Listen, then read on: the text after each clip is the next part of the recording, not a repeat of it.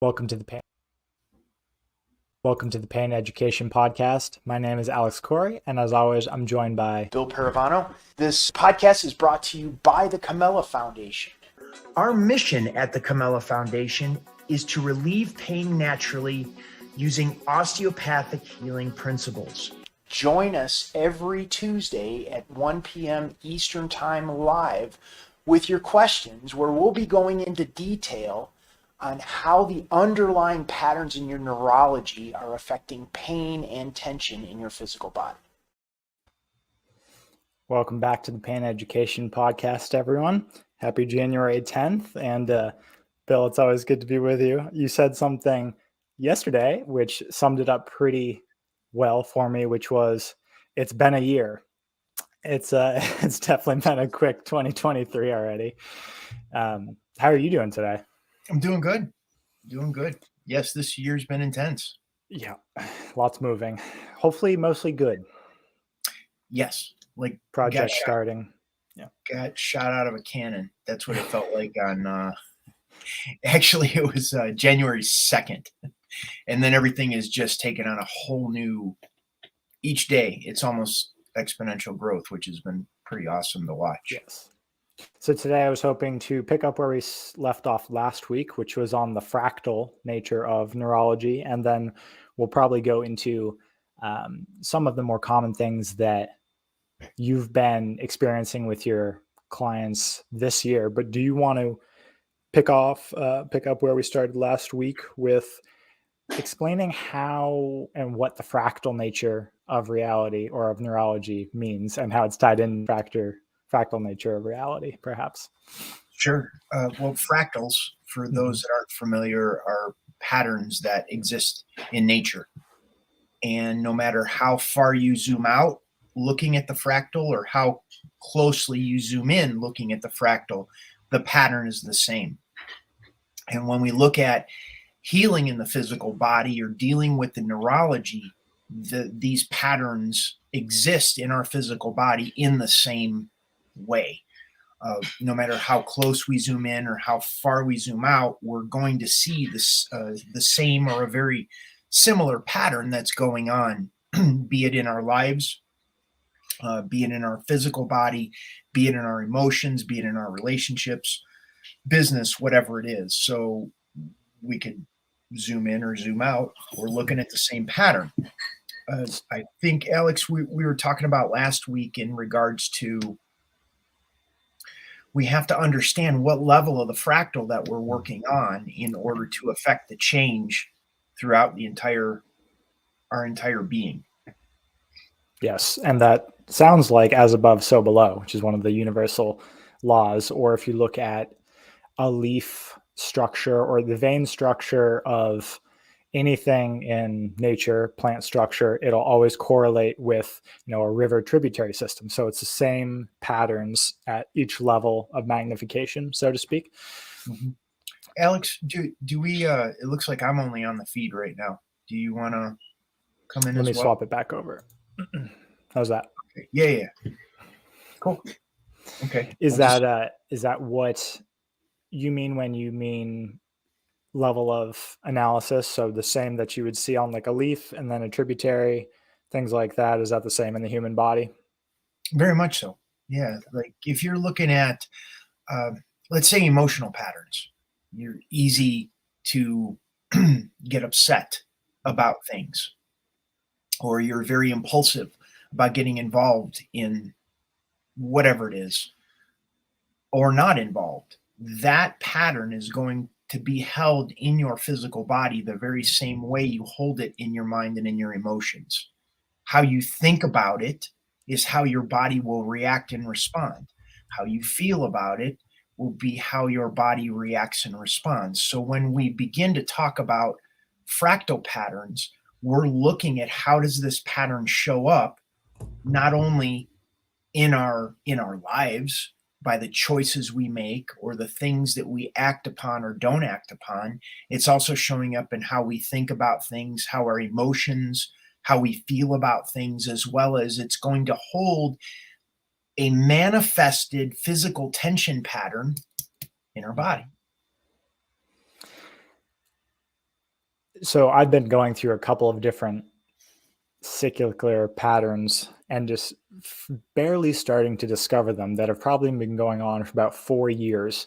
Once you notice that's happening, is there a way that you know of to trace where it's correlated to in the body? Sure, sure. Well, first, recognizing the pattern. Like, Yes, you got to become aware of the pattern. You don't know what you don't know. You can't begin to straighten up the living room until you turn on the lights. That kind of I thing. like that. That's perfect analogy. So, first of all, we become aware of a pattern that no longer works for us. The awareness provides the mode for change.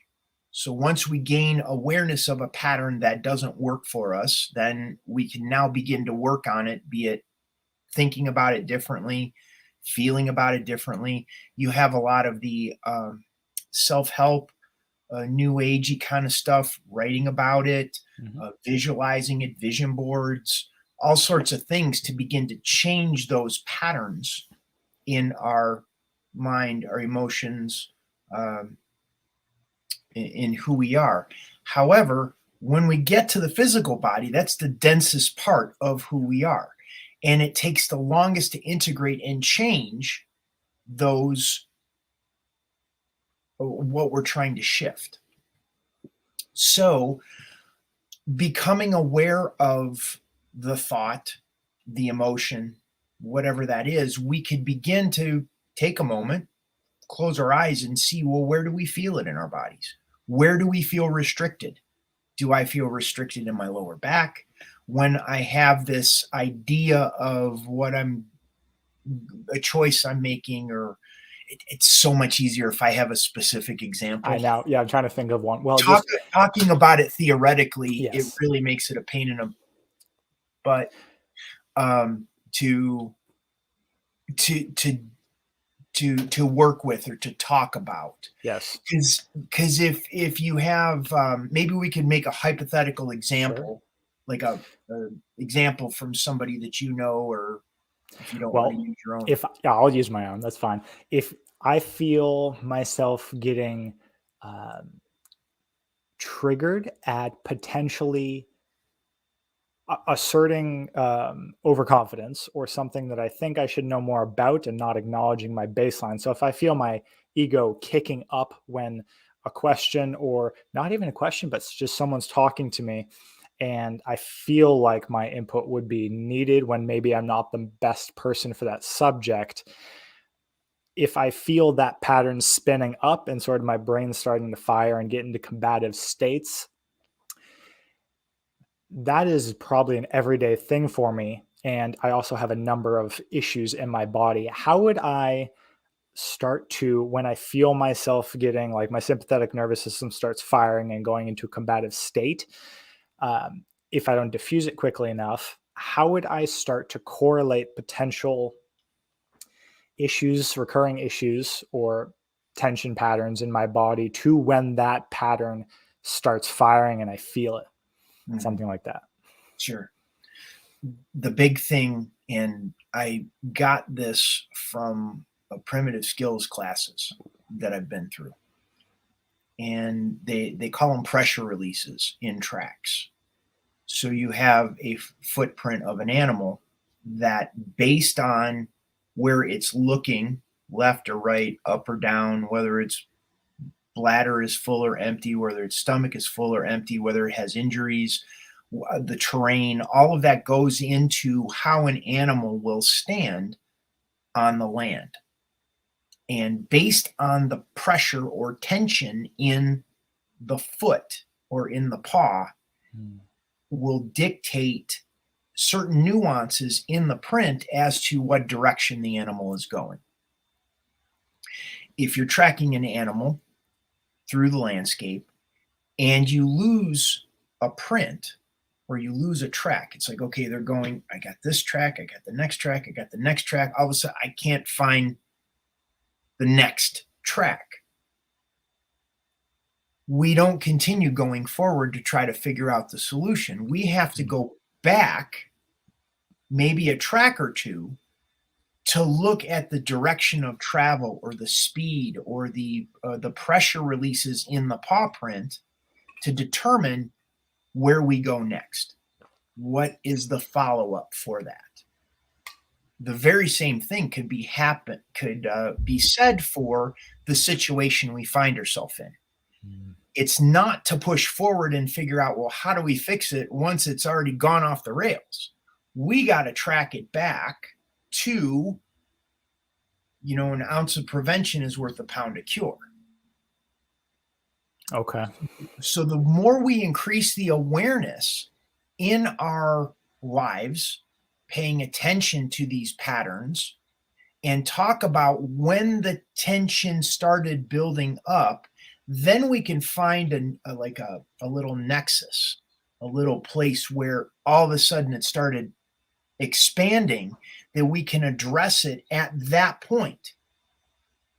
But we almost do it, and this is so interesting how I've seen we start functioning and healing in the physical body. And this is trauma. This is how trauma shows up in the physical body. We have to recognize and be present with what level we're working at the time. The more present we can get with it, we can shift what happens in the past and in the future simultaneously by being more present with what's going on in the physical body. So in your situation, my question would be, well, when did you first become aware of this tension building up? What was the scenario? Was it a meeting you were immediately in? Was it when someone asked you a question? Was it leading up to the meeting? Like, where did you become aware of? You see what I'm talking about? Yeah. Okay. So now we're stepping it back. Instead of moving forward and trying to figure out, well, how do we diffuse it after it's already blown up and you have a full-blown sympathetic response to the situation or scenario, we're backing it up. And now I'm asking you questions to think back. The meeting, the conversation, the situation, the drive, the phone call, the email, the text, like what happened back in the process that all of a sudden it's like it started amping up in your neurology. That's the high leverage point. But we don't fix it moving forward. We fix it by going back and get to that point to become aware of the pattern, because at the point when you can become aware of the pattern, that is where we can be present with the pattern to shift the neurology so everything's different going forward. I was trying to, as you were describing that, I was trying to think of when I first started actually becoming aware and I could feel the gears start turning. And for the situation I described with sort of the combative mental processes firing up, in that example, it was probably maybe a year ago whenever I first started tapering caffeine or trying to taper caffeine a little down. And I also started doing daily reviews, Joe Dispenza, evening meditation stuff, where you look at yourself through another person's perspective in a very parasympathetic state. So first step, I had to bring my neurology back down and my heart rate and get in a calm position in a parasympathetic state. And then as I started looking at my day objectively, it was pretty obvious to see it would be mid-conversation. So I'm pretty good going into something, but then it would be basically whenever someone asked a question about, since I work with nutrition and metabolism a lot, there are so many frameworks within that. So whenever someone goes, well, what about this? That's when that combative thing kicks on. And instead of actually meeting someone where they are and sort of guiding myself by guiding them, I would try to just impose, which is, it's hard to not do that in nutrition if you have specific protocols, but it would be mid-conversation and I could see when I would be looking at that situation that's where gears started firing up and my heart rate would go up and all of that, kind of like just going into a debate when there was no need for it to be a debate. So acknowledging that, once I see that it's in that position, what would be the next step once I know where it starts firing? I'd go back. Okay. We got to go back, because in order for that to fire and be like an inflammatory situation, Yeah. we have to have a baseline that we're running at that would provide the foundation for the inflammatory Gotcha. thing to push off of. So my piece that I would look at is, how can I recognize the tension that develops in my own neurology? How can I begin to diffuse that tension in my own neurology on a baseline? So if the baseline, let's say, is at a 5, Yes. 1 to 10, baseline's at a 5, and we work over the next several weeks of diffusing the tension pattern in your physical body to get it down to a 3. Now you go back into that same situation, and it's not going to be nearly as inflammatory, because I'm coming from a place where I may not really care. The more we can diffuse the tension, and what you were talking about baseline a minute ago is a big part of that. Yeah. We have a more of a baseline that we're functioning, where we're not upset, and we're hanging around people that we like to hang around, and we're not getting in arguments, and things are pretty calm and mellow. Then we could begin isolating these triggers, Yep. these things in our life that are causing us to be charged. It's a charged situation or scenario that we can isolate it, and it's so much easier to work on a piece of something than the whole of something. And that goes back to the fractal conversation. Yes. If we're trying to deal with the whole problem, then we're not on the right level of the fractal to zero in on what we can effectively change in the neurology. This stuff is, if it's not making sense, It's making sense. Yeah. So I'm thinking about my day as you're describing it, and sort of part of the piece of the evening meditation is, where did you act in a limited way? So it's easy enough to, your subconscious is real good at keeping track of your Sure. actions on a day to day. I mean, the thing that it does the best is judge, basically. So it's pretty easy to see, yeah, I probably could have handled that better. So my daily task has been, how long into my day can I go before I act in a limited way, before I'm not holding myself to my own ideal as to how I would respond in a calm and collective and open listening way. So Sure. it's been interesting tracking in my body what what tension patterns are persistent that I only notice when I get myself back into that parasympathetic state. And that one I mentioned to you is hip.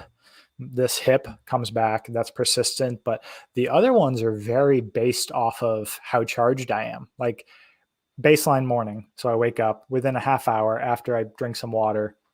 That's probably my calmest state of the day. Haven't eaten anything, haven't engaged with anyone. I'm Sure. pretty good. So then it's sort of just tracking where I feel myself starting to slip off, or when a pattern comes back, when I start to feel something. Mhm. Is that a good way to approach that? Just kind of keep a persistent record throughout your day? Yes. Yeah, that's a real good way of doing it. I usually, um, well, Christina, Mm-hmm. and she's a great mirror for me Oh yeah. when when shit goes south and things, because a relationship is an amazing baseline for how you're doing. Yes. When things don't go well, and they're the ones that are usually things blow sideways with. And having that type of feedback, having that type of mirror to hold up to be like, oh, well, that was the part, and I need to track that one back to figure out how to zero in Mm-hmm. on what I need to work on and work with. Because there's some times that I wake up and my baseline is off. Yeah. It could be, and this is where we get, I think we can have a very, very broad conversation that there is things that affect us outside of us that it points in the direction that we're more than just physical beings, that we're energetic beings, and we're affected and influenced by thoughts of others. We're affected and influenced by, um, you know, tides and the motion of the planets and storms and all sorts of stuff. And when people think, oh, that's too woo-woo, that's out there, well, think about it. You have people complaining about their joints because a storm's coming in. Right. And, you know, it's like, okay, well, that's not touching you. That's not anything you can see or feel or touch, yet it's affecting physically how you feel. Well, that sure as well can affect what's going on in your physical body, and your physical body is attached to your mind, your emotions, and all that kind of stuff. So that there's an idea in society that things need to be compartmentalized, and it just doesn't work that way. And people who try to work that way are finding, as we move forward in the direction that we're going in the world, that they're going to be struggling more and more and more, because there's a disconnect of being able to integrate different parts of their selves in order to find a congruence in how they live their life. Yeah, that's a good point. If you're in alignment or not. So if your words and actions are holding with what your own ideal of yourself. And yeah, people feel that pretty quickly. I mean, that's exactly what I'm doing in the evening review is, did what I say, the way I said it, my interactions, my relationships match up with what I said I wanted to become or who I wanted to become at the beginning of the day, basically. And it becomes very obvious. And what you're saying earlier is, just because we can't see electromagnetic fields or any type of information field doesn't mean they aren't interacting with our own fields every second. Sure. Right? Yeah. I mean, we talk about power lines. I was going to say, go stand under a power line. Talk about antennas. We look at the different G's, 3, 4, 5G stuff. I mean, you can get into that, and the more sensitive and aware you become by becoming more connected with how you interact or influence things or are influenced by things, the more you go, oh, wow, this is happening all day, every day, continually. Yes. Yeah, the more sensitive you become, or the more aware you become, you can almost feel the layers being piled on, where your baseline would probably be well fed, but in a calm state in the woods, away from other people, other tech, other, just by yourself in the woods is a pretty still and mellow state. And then if you just keep piling on layers of additional people, of additional technology, of additional problems, traffic is probably a whole nother thing. Like if you start swirling those things, you can see how well your body how your body handles stress and inflammation or doesn't. Right. Yeah. I don't know anyone that handles it well. It's just how much of a buffer do you have? Yeah. And I think what's happening now is in society, there's this place of looking at, well, who are we in coherence with? Who are we resonating with? And meaning, like, how can I be Bill? How can you be Alex and not have to put on any airs of being different than who we are? So I think there's a recognition that, especially what we've been through as a society over the past several years, of seeing these different ideas voiced on social media, and we're like, oh wow, I had nothing in common with that person. What the hell was I doing? So when we begin to recognize that, we get to be more discerning. and realizing what a drain it was to be around this person or that person, and how we can disconnect from that. Mhm. And this goes into the conversation of entrainment. I think we've had that conversation before. We might have, but I didn't know it by that word. So feel free. Okay, so entrainment. Think of two dogs Mhm. on the street. They run up against each other, towards each other. They're nose to nose. And one dog goes like this, the other dog goes like this. And the other dog goes like this, the other dog goes like this. Gotcha. Until one turns and runs and the other chases. There's an entrainment that takes place between the energies or the nervous systems of those two dogs. Well, we're no different. We're no different. When we interact with another person, there is an entrainment. There is an entraining that takes place with the neurology based on certain social structures, how we're feeling and all that. And I raise my hand to go like this, and you raise your hand to shake it. It's an entrainment. Yep.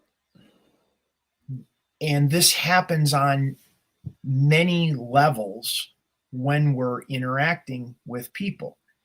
Someone comes in a room, you're in a room full of people, everybody's getting along real good, and someone comes in that's really upset. You can viscerally feel the tension in that person that walks in the room.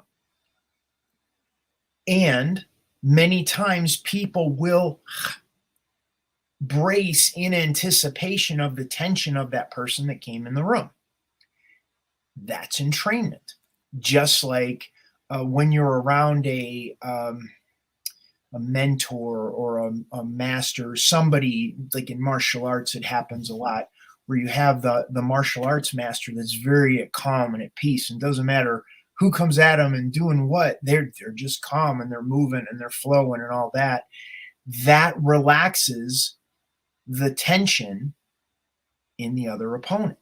There's an entrainment that takes place that when a person attacks a person that's more relaxed, the person that attacks is going to, their nervous system is going to get relaxed because of the concept of entrainment that takes place within neurology. So you can control that interaction.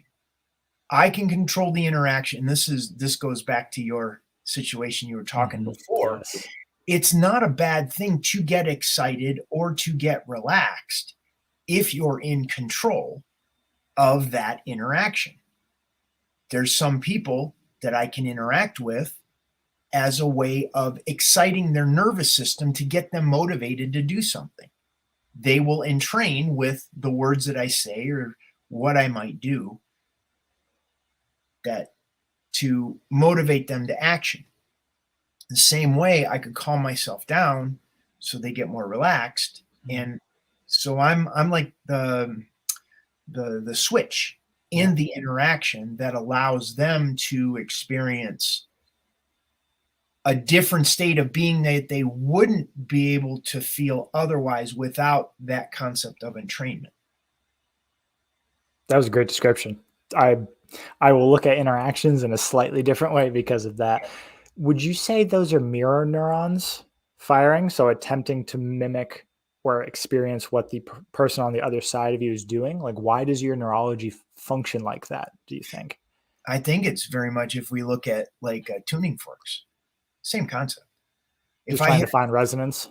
Well, yeah, it's a resonance. Or crystal bowls. Yeah. You do the thing on the crystal bowl and it radiates out. It's a frequency. That's why when people play certain types of classical music, it calms everybody down. They feel at peace. That's why they beat drums of war to get people amped up to go to fight. I mean, if you look at it, these are universal principles that apply across society. We just don't look at it, we don't connect it because there's so much of our society has been compartmentalized. They're looking for the double-blind, peer-reviewed study as to why this makes sense without using a stepping back and looking at the patterns that are going on and how they say common sense, but I don't know if common sense is the right term to use if it's not very common. We Right. have to look at it objectively and look at it as what we can see in nature, what we can see in society, and then look at these patterns in a way and make sense of them instead of looking to something that is written in a book or otherwise that would make it make sense for us. Right. Well, the book part is a great foundation. So the reason I love archetypes and archetypal metaphors so much is because it's always based on, you have to understand what prior people have found, their context of thinking, to be able to integrate and evolve it and bring it forward. So that's the concept of diving down into the depths to rescue your father. You bring it up and then you form it into yourself and move forward. As in, you have to integrate the old knowledge and figure out where people were coming from who came before you can integrate and evolve and move forward. That's why I like that so much. Yeah, and if I was misinterpreted with No, you're good. that the information in books can be very valuable, but what ends up happening is it's like people will be stuck at looking at the GPS on their phone or looking at the map, and they run right into the tree that's in front of them. And it's like, oh, but the tree wasn't on the map. The tree wasn't in the GPS. So we need to have that both focused tunnel vision and wide angle vision at the same time. Right. Is that, have we talked about that? Tunnel vision? No, but it sounds like a holistic model of reality. So that's where the expression, the map isn't the world or the model isn't reality. It's why models don't work all that well sometimes, because it's almost impossible to model reality and predict accurately, because Sure. the present moment is very unpredictable, which is the fun part. It seems to be. We got some people that were chiming in on I didn't even see that. Comments. Yeah, so forgive us. Alex and I are learning the dance with all this stuff. We've recently resurrected the Pain Education podcast, a little bit different format, and we're getting all of that. Well, we recorded our first one last week. Yes. And we just figured out last night, we got all that up, so it getting sent out. So the first one got sent out. Alex? There's a good one here. Someone pointed out just cell phones.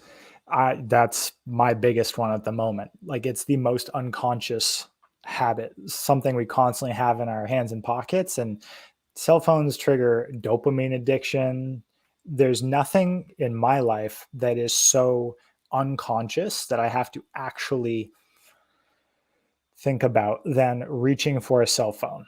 It's I turn my ringer back on, because even as obnoxious as it is, if it's not on, I will constantly look every probably minute and a half to see if there's something I need to check. So I turn the ringer back on, even though I hate that, because it's bad. Like, as for like going into the woods, like we were mentioning, cell phones are definitely have transformed the way we communicate and ease of use and networking and all that, but that's a big dual-edged sword. I don't know how to deal with that one. And yeah, just the EMF that comes off of it. Like, if you look at a brain scan of holding your cell phone here, it penetrates 3/4 of the way into your head, the radiation coming off of it. Yeah. Sure. There is, and that's something we can talk about in possible future interviews with people, but there is somebody that we're currently working with that has a level of technology that harmonizes that EMF, the emittance of EMFs, and how, we got power lines and all of that other kind of stuff. And instead of like blocking it, where there's this idea that we need to keep it out, which we live in a world that it's virtually impossible to keep it out anymore.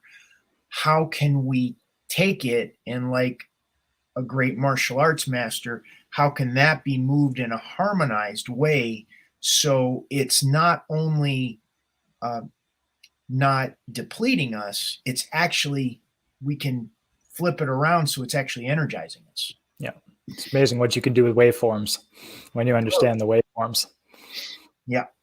So yeah, I mean, that's why I wear this. This isn't a blocker. This is just a mini microcosm of a harmonizer, just any orgonite. So it smooths it. You may want to slide over the mic. Oh, gotcha. I always forget that's there. I mean, anyone who you see wearing these little things, that's their purpose. Any orgonite is to reharmonize or try to. Sure. Yeah. And there's devices you can put in your house that do the same thing on a very small level where it creates a bubble where it'll smooth the waveform out and reharmonize the frequency a little bit. Now, yeah, that's a whole podcast by itself. Sure. Just EMF harmonization. Let's go back to, well, actually, any clients you've had this year to pivot or carried over, have you noticed any patterns specifically at the beginning of the year that are presenting themselves? Anything sort of that you've noticed in the collective for pain? I don't know that it's necessarily new this year.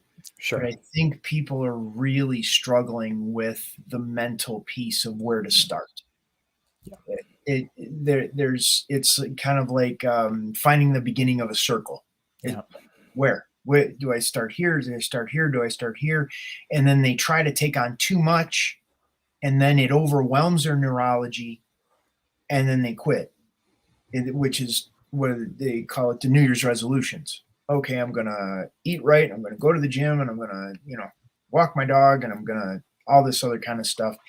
And it's too much of a bite to take out of life in order to make the change lasting and permanent. And they do too much, and it isn't able to be integrated. Right. So that's on one end of the spectrum. The other end of the spectrum is if we really give them on that fractal the part that's going to make the biggest change for their neurology, it's going to seem too simple. And then their brain overlooks it and they're on to the next thing. Well, that can't be it. That's me. Yep. But I'm just saying that's a pattern that I see. So I work with people with knee pain on a daily. And there was a guy I spoke with at the beginning of for last week. Where are we? Mm-hmm. Yeah, last week. And he was all gung-ho, like, this is great. I want to sign up for the program and I want to do this. And I said, okay, slow down, because this is the pattern you're trying to jump in and change too much. You're going to sign up for the program. You're not going to be ready. Then the program isn't going to be what you think it is because of whatever you're making up in your mind right now.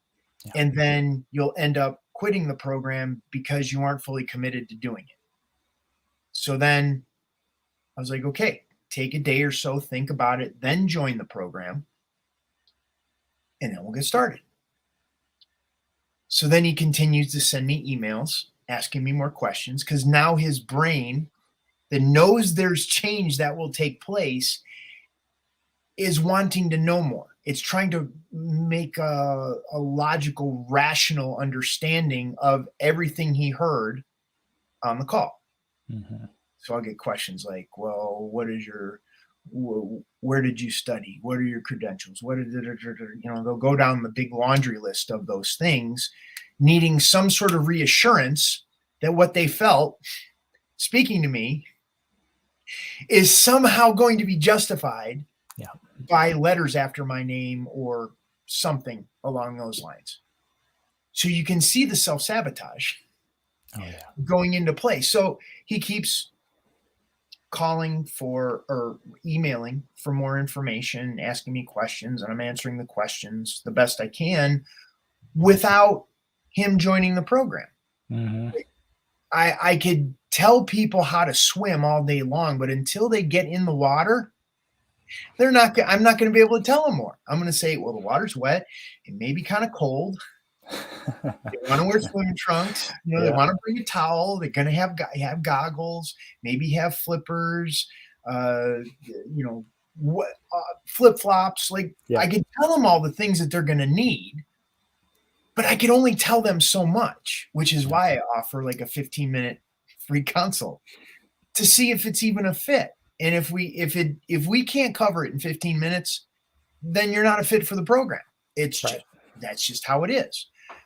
There will be people that, and this goes into boundary issues and all sorts of other neurological things that people never had support with in their families growing up. And now they're dysfunctional as adults and they're trying to figure out how to get help, but they don't trust themselves and they overthink things and they act too soon or they freeze and don't act enough, so they're trying to find the balance in all of it. And really you gotta start, then you gotta stick with it and you see how you can measure your progress. This is that piece that I was telling you about, the backtracking. Yes. We got to get to a doable amount that we can implement easily.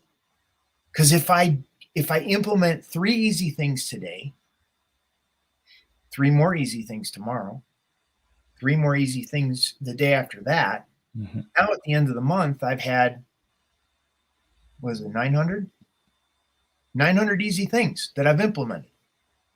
As opposed to if I give you 900 easy things today, right, you're going to forget about them. And you're progressive overload of habits, basically. Yeah. So it's the same concept, very small. And actually, I was just talking about this morning, and in one of my other group calls, it was James Clear's 1% Better, and James Clear is the habit dude. Atomic Habits is the book, and there's a really nice graph in there. I'll put it on the screen for the full broadcast, and it's just a nice little inflection curve with 1% better, and you do that for 30 days and you don't see any real change, and then at 30 days exponential curve up. Like you don't feel the benefits of that. It's where the compound interest starts ticking basically at habit changes. Once you've gotten past the 3-week point, 30 days, you start feeling like large leaps and bounds. But 1% better, the small thing every day is the consistency is always more than almost anything else. Like this goes for fitness routines. People are always asking what the best thing is, and the answer is always the thing you'll actually do every day. You actually do, and allow for the pivot, allow for the switch in direction. And that's where people in pain, they're like, okay, what exercises do I do to strengthen my legs? Well, what if it isn't exercises? Right. What if exercises make your knee pain worse? Now what are you going to do? Oh, but they don't have a pivot. There isn't a flexibility built into the direction that they're going to understand how to go in a direction that's sustainable, that will continue that exponential growth. Right. So, and the compounding interest thing, that is a great example. And if people look up 30-day compounding interest, like the choice between getting, $10,000 a day or doubling a penny, doubled every day for 30 days, like which one is more? And you think, well, the penny can't be that much because I know I'll have $300,000 at the end of the month with $10,000 a day. A penny doubled a day is like more than $11 million at the end of the month. It's crazy. I think it was Ben Franklin. I think it was him. Call it like the 9th wonder of the world, compounding interest. Like, imagine if you. I always think about this. Imagine if you started something 10 years ago, and you're like, I'm going to do this every day for 10 years. If you like invested something incredibly small, started a routine on health or pain reduction or literally anything, and you did it every day for 10 years, those things make massive life changes. Just the small thing you do every day, meditation, like the control and awareness you'll have over every facet of your life, if you just do like 5 minutes every day, is pretty incredible. Yeah. So I know from, Lloyd pointed out flow states. let's see, did you meet Lloyd yet? I have not yet met Lloyd. Just I recognize the picture though. It looks like a yeah. He's a Sistema guy. gotcha. He's in Oh, Rona. you want to touch on Sistema? Because I heard you're going to be potentially doing Sistema. Oh, well, tonight I'm teaching at Mandala Springs, and I'm Physical going to reset. physical reset circle, the first one that we're going to be doing in person, and then figuring out how we'll do that as far as live streaming. But I figured we'd get one thing done first. Yes. I'll meet you at that one because I need to see how that feels in person. Okay. So we're doing that tonight at 4:30, I think, at Mandala. Anyone in Western North Carolina area, this is in Barnardsville at Mandala Springs if you're interested in coming. Yes. That's an every week thing. Yes. So I teach people how to get themselves really pain, tension, stress, shift the neurology. So there's that on Tuesdays at 4:30. And then Sistema. Yes, that has been a new occurrence. I actually spoke to Lloyd about that last night. Nice. As he visited over the Christmas break and had gotten some sort of hit that I would be teaching, or there was something Lloyd was talking about because I stepped away from it a few years ago. Mm-hmm. And anyhow, you were there, all these things started falling into place about me teaching again here locally. So that's going to happen. Can you describe Sistema for people listening who have no idea what it is? Yeah, Sistema is a Russian martial art, and it is a healing art disguised as a martial art. That's the best way I could describe it. And you learn the principles of breathing, movement, and relaxation, and dissipating your own fear in your body, in your neurology. And the more you dissipate your own fear, the easier it is to see the tension or fear in other people, in your opponent. So if anybody were to, confront you, you're intuitively led to touch or strike an area of your opponent, which relaxes their tension and collapses their structure. Now, that is a way oversimplification of what it is, and there's a lot of levels, but it's very much a neurological re-education approach to retraining the body's tension patterns and to respond differently to stress. When you say respond differently, do you mean sort of become more aware that it's happening within you and able to not let it cascade? Or what do you mean by respond to stress differently? Well, stress is like energy that builds up in us, and we can use breathing, posture, movement to dissipate that stress. We can use that same understanding of these tension patterns that develop within us to defend ourselves if need be. Yeah. Did I answer your question? I apologize. Yeah.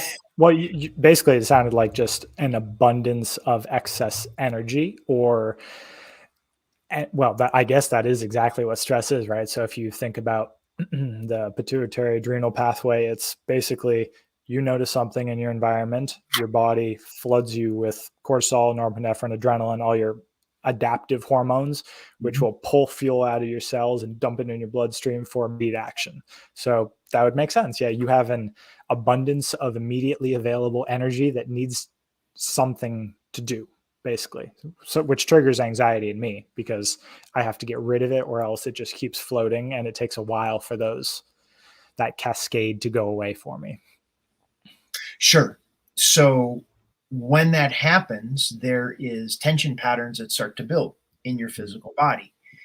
And with Sistema, you can use striking as a way of dissipating that tension or interrupting that tension pattern that will allow you to work with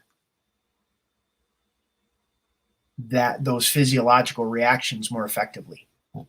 Do the tension patterns that build have you been able to track where a tension pattern is located in the physical body and correlate it to some general trigger? Does that make sense? Like the body has meridian systems. Do some things show up in different places in the body on some sort of pattern across everyone? Are there any general tension patterns that people store in very specific places? Does that question make sense? Sure. There's a lot of fear and self-pity in our solar plexus. Exactly like that. Like, interesting. Yeah. And you like a person will be, they'll, brace for a punch. And when you're braced for a punch, your ability to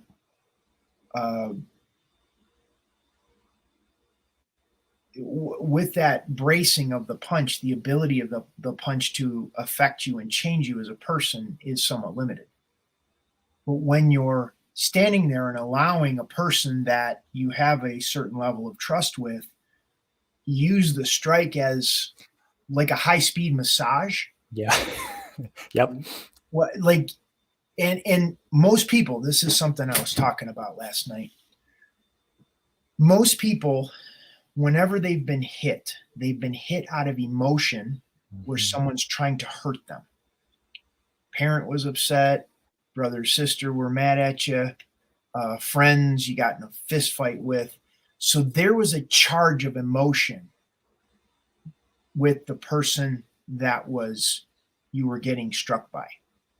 So there was not only the physical experience of the strike, you're also dealing with the emotional component that person was trying to diffuse their neurology on you.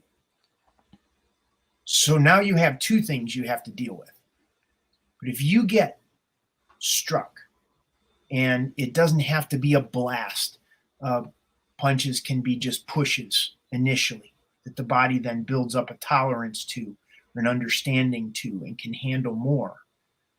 When it's done with an intent to heal, with an intent to diffuse the tension in your nervous system, to bring you more wisdom and understanding within yourself, so you look deeper inside of yourself. Mm-hmm. That's a whole completely different ballgame. Right. We're not talking about hitting just to beat down a person. You're using a fist as a tool to heal. Interesting. Right. So you're breaking the initial association with the biochemical trigger, basically. Entrainment. Yes. Entrainment. Someone goes like this, you go, I'm going to get hit. Right. But if you begin to understand what the fist is and what it looks like when a person has intent, as opposed to when a person is just raising their fist, now we don't perceive, we begin to understand genuine intent to harm differently than if a person is just striking to heal you. It's different. Do you learn to read body motion a little differently? Like, are there certain chains in the body that'll fire with certain intentions that you pick up? Yeah, you're looking way too deep into it. I'm sure that's me in general. But what I'm saying is that you tap into who you are as a nervous system, as an energetic being that picks up the movement. Like we pull our hand away from a hot stove before we rationally go, oh, the stove is hot. Right. I should pull my hand away quickly. There are many times where you touch a pan or touch a hot stove, the hand will come away before the brain even registers that it was hot. The only thing in the way of that, and that's when I talk about the neurology firing at 286 miles per hour. Oh, I put that Well, wrong in the title. I put 256. My bad. but it depends. If the signal is clear, Yes. it can fire faster. If the signal is muddied by drugs and other things, the signal is slower. So, it's a range. The point of what I'm saying is that our fear gets in the way of the response that are a clear response from our neurology from an experience. That's perfect. That I that love that. that's why if someone raises their fist like this, some people will go, they'll be covering up before anything even happens. And then other people that have knowledge and wisdom in the understanding of that movement will begin to position themselves differently so they're prepared for what may come. Yes. So would It's you say that it's the difference between reacting and responding to something. is the easiest way to diffuse those patterns to be, is there a detrainment?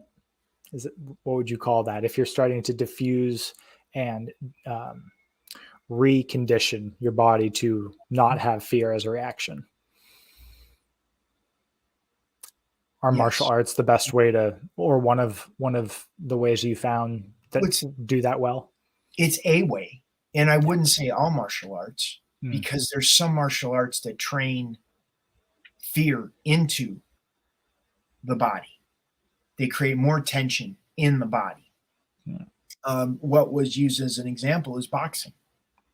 Boxing is a great sport, but once again, it's a sport. So there's an inherent tension that comes in with the desire to win. Yep. So if you're looking from Systema, the perspective is to survive. It's not to win, it's to survive.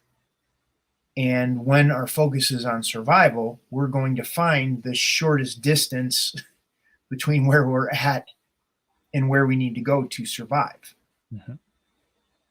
With an inherent sport like boxing, and we're building that tension into the neurology to respond faster and punch harder and all that kind of stuff, it creates an inherent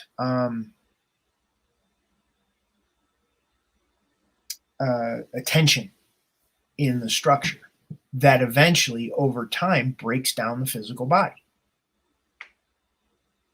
So if I hit with tension, if I'm hitting a heavy bag, other people with tension, that tension will go back into me.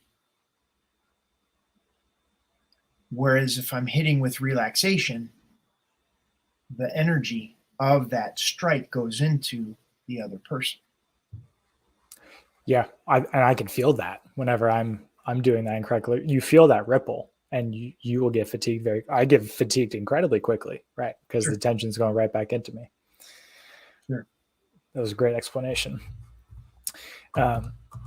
To close out and or go back to the beginning for people at the beginning of their new year, we touched on awareness being the foundation for pain reduction. So just being able to figure out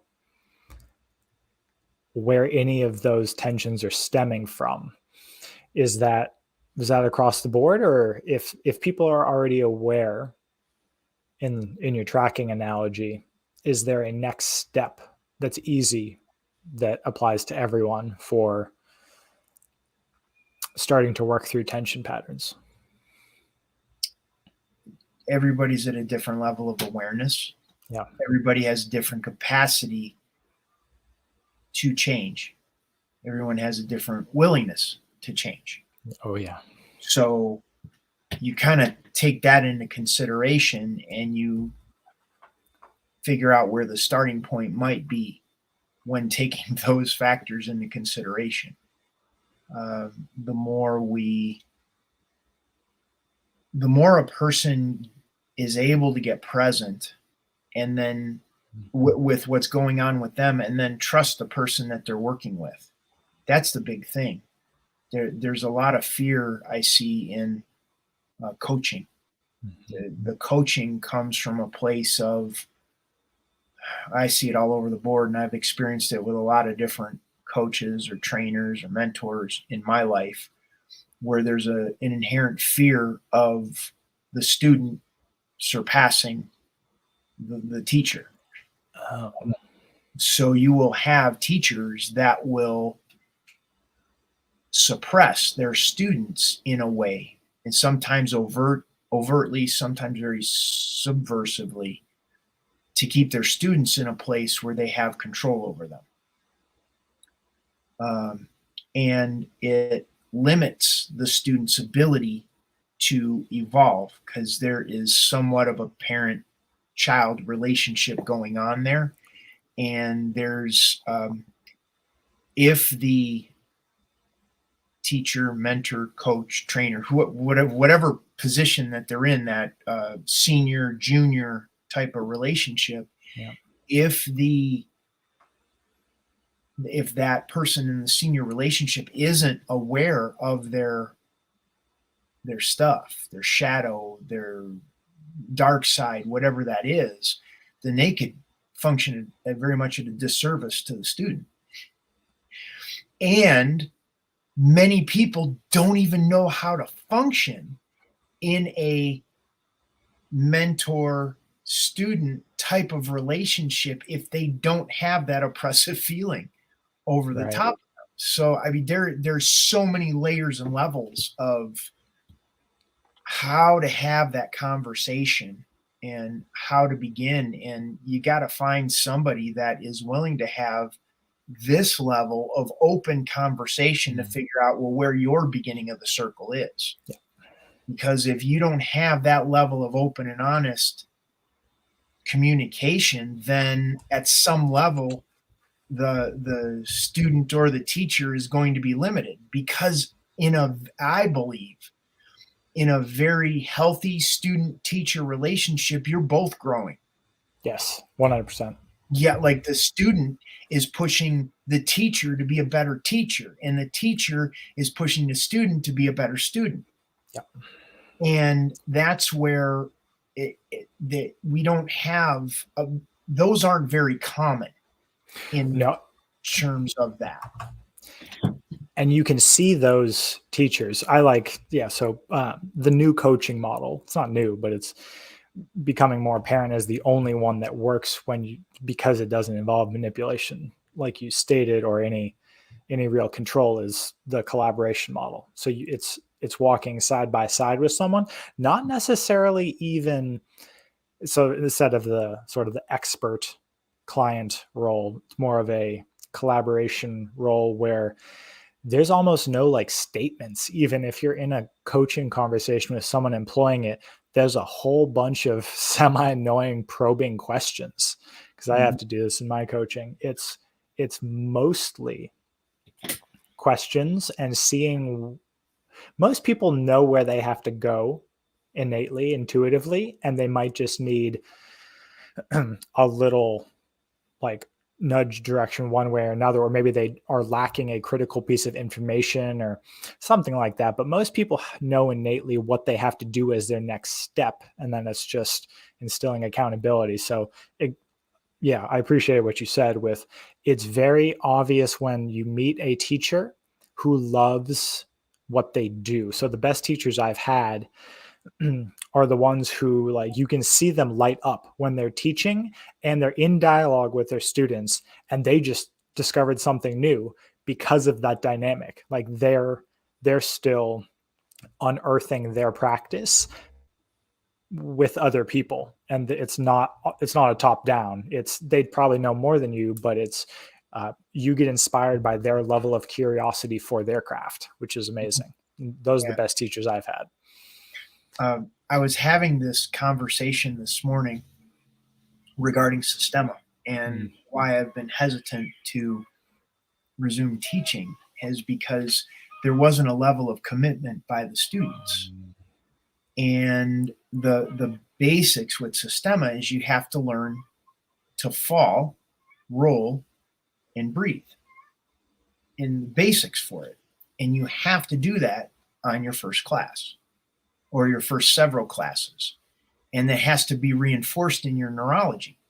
But you have people that don't come consistently, and without that level of consistency, now you're teaching people to roll and breathe and fall every class. So my interest in teaching comes from my students pushing me to be a better instructor. That excites me because we have different questions, deeper questions about tension or fear or emotion, thoughts, that kind of stuff. Now we can have a really robust type of class that can continue evolving. But when there isn't that level of commitment, well, then it gets pretty old real quick. Yeah. People just trying to rolling and breathing every time.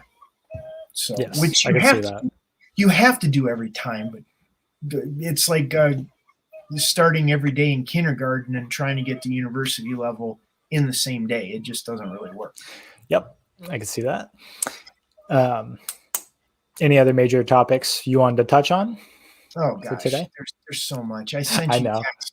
You did. We have to save some.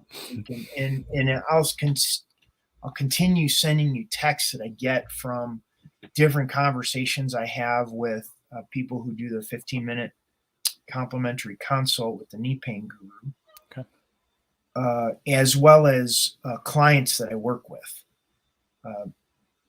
There are new people that have been starting up in the program since the beginning of the year. So they're new conversations, and it sparks different, like, oh, they're looking at it from this way, and I can talk about it from this way. And so it's cool. So I'll continue to shoot you little text note reminders that all you got to do is read the text on the next one. And we're off to the races talking about another topic. Sounds good. Yeah, so many angles and lenses that people come through that, sort of renew your worldview, because we see things or the world appears how we see them, how we filter them, rather than how it actually is. So everyone's got a slightly different twist on it, and it's always fascinating seeing what angle they're coming from. Sure. And I'd like for you to put that TikTok video that you did with the Pravilo. I will definitely put that. So for those that are watching the replay, and this is hilarious. This is why Alex and I work well together, because I've been doing the Pravilo now for 3 years, which is, wow. We'll get pictures and you'll see the video, but it's a Russian strengthening system that builds tendon, ligaments, and fascia in the body in traction. So the arms and legs are getting pulled in different directions. So, I can think of a million different ways to Sunday to talk about it. Yeah. Yet, if you put it in the right clipped video and present it, you get much more traction than Bill has had in the past 3 years. 3 years. Alex puts up, he shot a video from last Friday, put it up later that day. And how many have we had so far? I mean, it's a good amount. It's probably 375,000 at this point, which isn't a lot in TikTok standards, but I don't care. It's a lot. I'm talking about Bill standards. It's like Bill's not the tech guy. But half of the comments thought it was just a contraption that belonged in the bedroom, and half said they were going to build it for their basement. Yeah, for traction. That's medieval torture device. Anyways, well, yeah, it was amazing. The point of it is to get that level of exposure from a video that you shot that morning, put up later that day, and we're only at Tuesday, so we're talking about Friday, Saturday, Sunday, Monday, 4 days, and you have approaching 400,000 views on it. What a guy. The amazing algorithm that is TikTok, which, I mean, these apps are good at what they do, and that is engagement. Their sole purpose is to keep you on the app. So they know how to do that. Yep. Yeah. Anyways, so kudos to you and just showing what a good team we're making at this point. Because I got oodles of content that I'm happy to share, and Alex has the tech side of things that is able to put it together in a way so more people can access it. So yes, thank you. and build it in their own basements, which I don't doubt a couple of those people will build their own version for their pain reduction. Where if people want to sign up for either, well, you're going to be doing your physical reset online at some point, but you are the kneepainguru.com, correct? For your 15-minute consult. All these links will be below, but just for our audio listeners, the Camella Foundation, to learn more about this podcast is sponsored by the Camella Foundation. So if you want to learn more about that foundation's mission and purpose, that will be below. That's thecamellafoundation.org. The kneepainguru.com. And any direct communication for you other than that, Bill? Yeah, if they go to the kneepainguru.com and can set up a time to do a complimentary consult. Gotcha. So if they need more direct, I'm not going to give them more direct than that straight off the internet. Right. Yeah, true. And if anyone wants to learn more about metabolism, health, fitness, nutrition, and hydration, that's my wheelhouse, and building habits, of course, but we both do that. That is cultivated-change.com. All these will be in the show notes below, but we will be doing this next Tuesday as well at 1 p.m. Eastern, and we hope you guys enjoyed this and got a lot out of it. Anything you want to say in closing, Bill?